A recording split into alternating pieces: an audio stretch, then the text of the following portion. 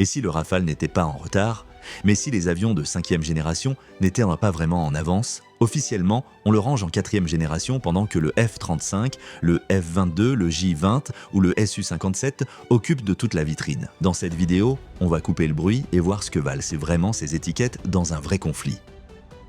Le Rafale est né à la fin de la guerre froide, mais il a été pensé pour durer très longtemps. C'est un chasseur français conçu et produit par Dassault Aviation à double réacteur, aile delta et plan canard, entièrement dédié à l'autonomie stratégique de la France. Il a fait son premier vol à la fin des années 80, est entré en service dans la marine en 2001, puis dans l'armée de l'air en 2004-2006. Depuis, il a été engagé en Afghanistan, en Libye, au Sahel, en Irak, en Syrie, avec des milliers d'heures de vol en conditions réelles de combat.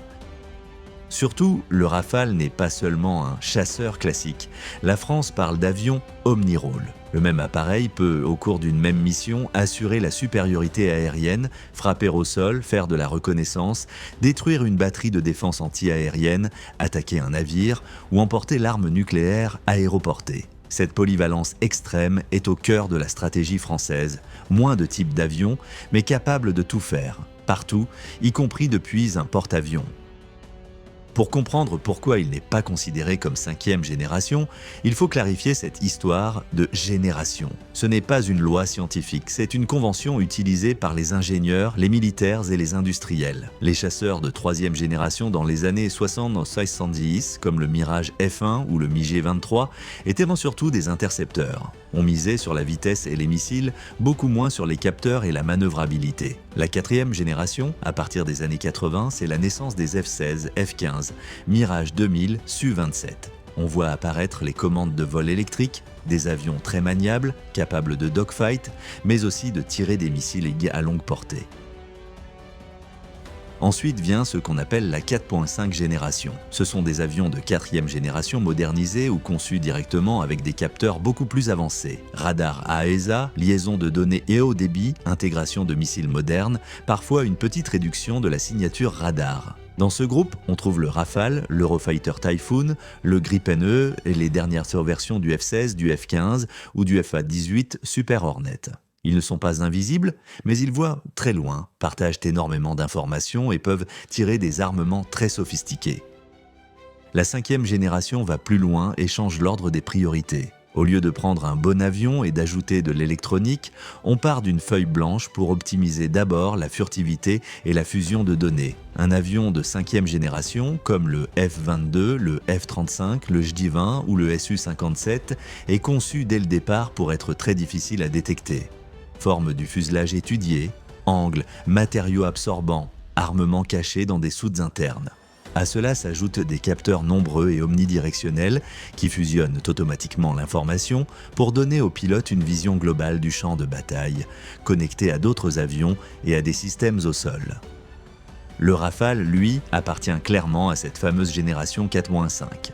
Ce qui le place là, ce n'est pas un manque de modernité, mais l'architecture de base de l'avion. Son radar RBE2 AESA, une antenne à balayage électronique actif, lui permet de détecter, suivre et engager de multiples cibles, y compris à très longue distance avec des missiles comme le Météore. Son système de guerre électronique Spectra détecte les radars adverses, brouille, lance des leurres et peut même aider à cartographier l'emplacement des systèmes solaires ennemis. Tout cela est intégré avec des capteurs optroniques, des liaisons de données et une informatique de mission qui fusionne l'information et la présente de façon simple au pilote.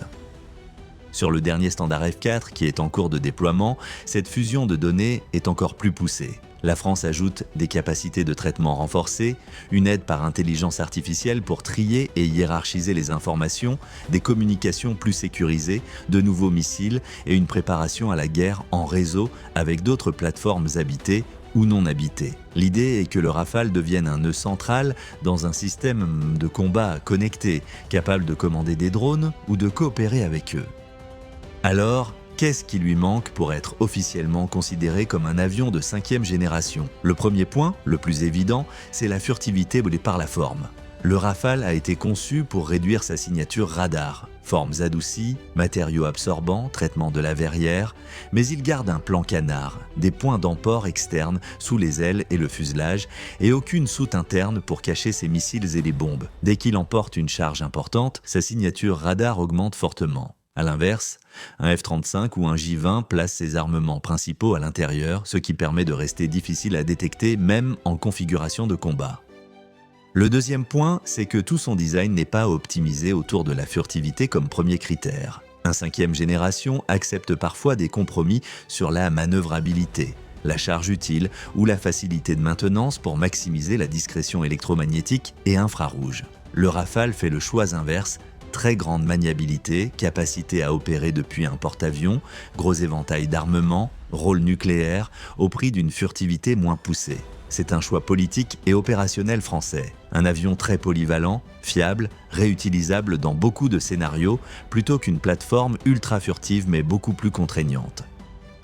Le troisième point concerne l'architecture logicielle et la philosophie globale. Le Rafale F4 et futur F5 vont très loin en termes de fusion de capteurs et de connectivité, mais l'avion n'a pas été pensé dès le départ comme un ordinateur volant à la manière du F-35, qui centralise absolument tous les capteurs et fonctions dans une architecture logicielle unique, évolutive, avec une très forte dépendance au software. La frontière est fine. Sur le plan des capacités, un Rafale F4 ou F5 se rapprochera d'un 5e génération dans de nombreux domaines, mais l'étiquette reste celle d'un 4.5 génération très poussée.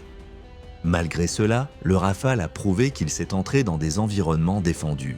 En Libye, il a frappé des chars, des dépôts, des centres de commandement et des batteries solaires SA-3 et SA-8, en s'appuyant justement sur Spectra pour détecter, contourner ou neutraliser les radars adverses. Dans d'autres théâtres comme le Sahel, l'Irak ou la Syrie, il a montré sa capacité à enchaîner reconnaissance, frappe de précision, appui des troupes au sol et supériorité aérienne avec le même groupe d'avions.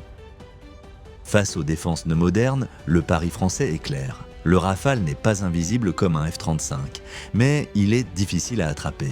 Il combine plusieurs couches de protection, réduction partielle de la signature, vol à très basse altitude grâce au radar de suivi de terrain, brouillage actif, leurre, manœuvre brutale et surtout la capacité de tirer loin, avec des missiles comme Météore pour ne pas avoir à s'approcher au cœur de la bulle de défense. L'idée est de jouer sur la tactique et la supériorité d'information plus que sur la furtivité pure. La vraie réponse à la question « Pourquoi le Rafale n'est pas de 5e génération ?» se trouve aussi dans les choix industriels et stratégiques de la France. Plutôt que de lancer un nouveau programme de chasseurs de 5e génération, au moment où les États-Unis sortaient le F-22 et le F-35, Paris a décidé de faire évoluer le Rafale par standards successifs. F1, F2, F3, F3R, F4, puis F5.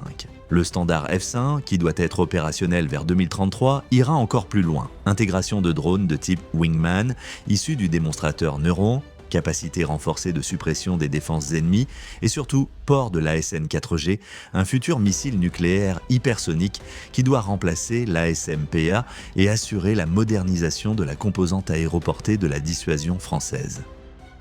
En parallèle, la France travaille, avec l'Allemagne et l'Espagne, sur le SCAF, FCAS, un système de combat aérien du futur qui vise une vraie 6e génération. Un nouvel avion furtif, des drones d'accompagnement, un cloud de combat, de l'IA, une intégration très profonde avec les autres moyens de défense. Cet ensemble doit, en théorie, remplacer le Rafale autour de 2040. Le Rafale est donc vu comme la colonne vertébrale actuelle qui sera progressivement hissée au maximum de ce qu'un 4.5 génération peut offrir en attendant la bascule vers la génération suivante. Côté comparaison avec les avions du monde, le Rafale se situe dans le haut du panier des chasseurs non furtifs. Face à un Eurofighter Typhoon, il est souvent considéré comme plus complet en mission air-sol et air-mer, avec une maturité plus grande en opération réelle et une capacité embarquée sur porte-avions. Le Typhoon, lui, reste un excellent chasseur de supériorité aérienne, très performant en air-air, mais qui a mis plus de temps à devenir vraiment multirôle. Face à un Gripen E ou un F-16V, le Rafale est plus lourd, plus cher. Mais il offre 2 moteurs, une meilleure endurance, un spectre de mission plus large et la possibilité d'emporter l'arme nucléaire française ou d'opérer depuis le Charles de Gaulle. Face aux chasseurs de 5e génération comme le F-35 ou le Sukhoi Su-57, il faut être clair, dans une mission de pénétration très profonde au cœur d'un système de défense intégré de dernière génération, le F-35 ou le Sukhoi Su-57 garde un avantage grâce à sa furtivité géométrique et à la discrétion de ses capteurs. Mais le Rafale a d'autres atouts. Une plus grande agilité en combat rapproché, une logistique moins lourde, une indépendance totale vis-à-vis des États-Unis sur le plan des codes sources et des exportations, et un coût global d'utilisation souvent inférieur pour les pays qui le choisissent. C'est ce compromis qui explique son succès à l'export et la décision de la France de continuer à en commander, plus de 300 exemplaires livrés et plus de 500 commandés au total, avec de nouveaux lots annoncés pour les années 2030. Au final, dire que le Rafale n'est pas de 5e génération est techniquement vrai si on se base sur les critères classiques de furtivité intégrale et d'armement en soute. Mais cela ne veut pas dire qu'il est dépassé. C'est un 4.5 génération poussé très loin qui absorbe progressivement une grande partie des concepts de la 5e génération côté capteur, fusion de données et guerre en réseau, tout en assumant de rester moins furtif que les appareils dessinés pour ça dès le premier coup de crayon. La stratégie française est claire. Faire du Rafale F4 puis F5 un avion au sommet de sa catégorie, parfaitement adapté aux besoins nationaux et export, et réserver le saut brutal vers la vraie génération suivante au SCAF à l'horizon 2040. Et c'est là la clé du sujet. Le Rafale n'est pas officiellement de 5e génération parce que la France a choisi une autre voie. Non pas courir derrière les étiquettes, mais faire évoluer un avion déjà extrêmement performant, lui donner une profondeur technologique et opérationnelle maximale et préparer en parallèle le saut vers la 6e génération. Et vous, pensez-vous que la France doit investir pour rendre le Rafale encore plus furtif ou continuer à miser sur un Rafale 4.5+, très polyvalent en attendant le SCAF? Dites-moi votre avis en commentaire.